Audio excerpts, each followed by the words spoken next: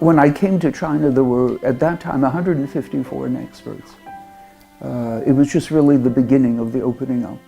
And we all were housed at what was called the Yoi Bingwan, the Friendship Hotel. So it was very interesting. It meant that for the 5 months that I was here, I met people from Pakistan and New Zealand and Canada and England and France, and we all lived in this one environment.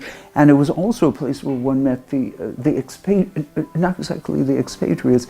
There was a community of foreigners who had lived in China for years. The Westerners who had decided to live in China rather than in any other country were passionate about this country. China was a very poor country in 1982. It was a third world country. People would come up to me in the street, partly to practice their English, because they saw so very few foreigners at that time, and they would say, "Thank you for coming to our poor country." And this was China. Nobody had refrigerators in 1982. My friends used to put cabbages outside and bury them in the earth. And I read years later that farmers couldn't sell the cabbages when things got better because so many people remembered that during this period, that's all they lived on was just boiled cabbage. Decade after decade, when Deng Xiaoping opened up the economy and suddenly restaurants and stores and barbershops and convenience stores, and things simply opened up. For somebody who had been there at this time, to see these extraordinary changes, that in 20 years, China advanced 200 years. It is the single most remarkable, I think, miracle in human history of how China pulled itself up by ingenuity and cleverness and so many qualities. It took, a lot of people to solve the problem of feeding as many of the people. The year that I came to China, the statistic I remember was, do you know how many kids went to college in 1982? 0.04% of the population. That was what I read, 0.04. Less than half of 1% of Chinese people had a college education or went to college. There were much fewer colleges with very small enrollments at that time. And there was a nationwide test.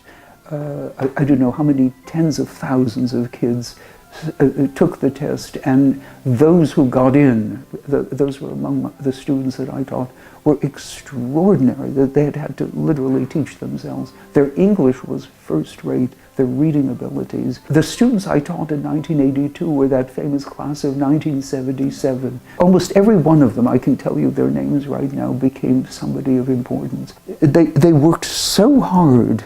I can remember as they took notes in class, perspiration would drip off their faces. They didn't want to miss a single word that the teacher was saying. And I was being paid a horrendously big salary in those days. The average Chinese teacher in 1982 made 30 yuan a month. And they paid me 300 yuan a month. And the secretary would come in once a month and give me the money in cash. And I had to count it up in front of the students, because the idea was, they said, be very obedient to your teacher, because look how much money we're giving him. It embarrassed me, but I could see that psychologically the reason was they wanted to show the class, do as good a work as you can for this teacher. You can say you fall in love with a woman, you fall in love, you have an obsession that dominates your entire being. In my case, it was an obsession with China that has only intensified over the years. Some of my friends rather nastily began spreading the rumor when I came back to America in 1983. They said Donald was brainwashed. They said he tells things about China that can't possibly be true. They were very patriotic Americans, and they were very offended. And mind you, I was talking about a China of 1982, not the China of 2018.